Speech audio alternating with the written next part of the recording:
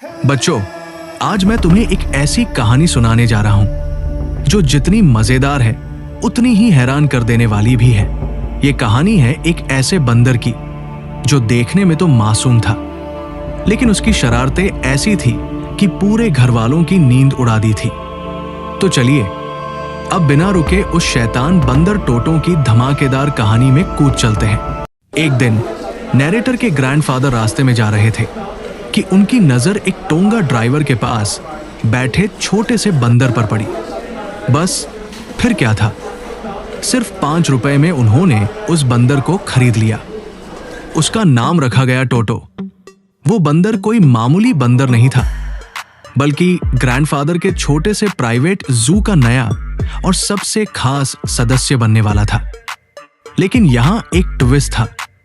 घर में ग्रैंडमदर को कोई भी नया जानवर बिल्कुल पसंद नहीं आता था, इसलिए टोटो की घर में एंट्री एकदम सीक्रेट तरीके से हुई।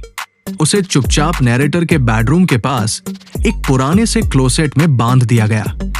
लेकिन जरा सोचिए, क्या एक बंदर इतनी आसानी से काबू में रहने वाला था?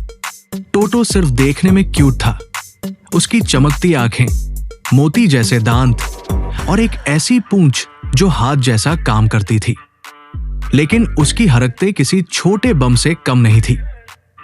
कुछ ही घंटों में टोटो ने दीवार की डेकोरेटिव पेपर फाड़ डाली, स्कूल का ब्लेजर चीर दिया और पेग से रस्सी छुड़ाकर खुद को आजाद भी कर लिया।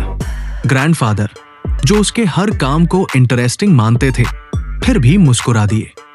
लेकिन घर के दूसरे पेज की तो शामत आ गई जब टोटो को एक बड़े केज में सर्वेंट्स क्वार्टर्स में भेजा गया।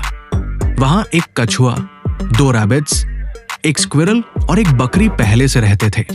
लेकिन टोटो ने ऐसा आतंक मचाया कि सबकी नींद हराम कर दी। और तभी आया एक और मजेदार मोड़, सहारनपुर यात्रा। ग्रैंडफादर को पेंशन लेने जाना था। उन्होंने टोटो को एक मजबूत काले कैनवास बैग में बंद किया और स्टेशन ले गए। सब कुछ ठीक था, लेकिन जैसे ही स्टेशन पर पहुंचे, टोटो ने बैग से सिर बाहर निकाला और टिकट कलेक्टर को मुस्कुरा कर देखा। कलेक्टर चौंक गया, बोला, डॉग है, टिकट दो। अब आप सोच रहे होंगे, बंदर और डॉग? लेकिन यही तो मस्ती का असली मजा है।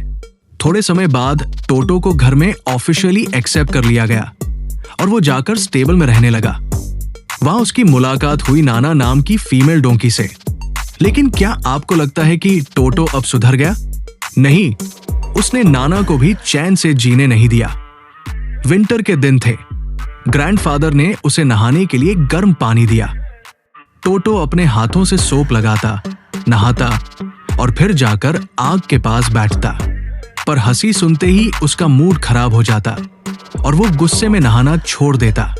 और अब आता है कहानी का सबसे हैरान करने वाला सीन।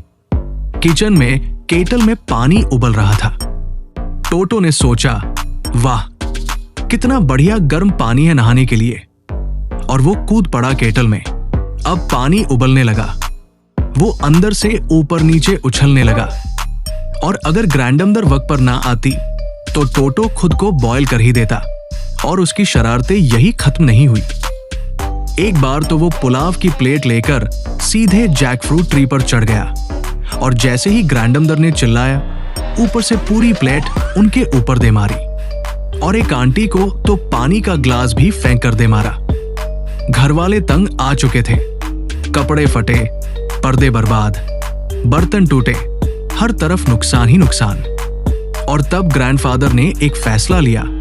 उसी टोंगा ड्राइवर को टोटो को वापस बेच दिया, लेकिन इस बार सिर्फ 3 रुपए में।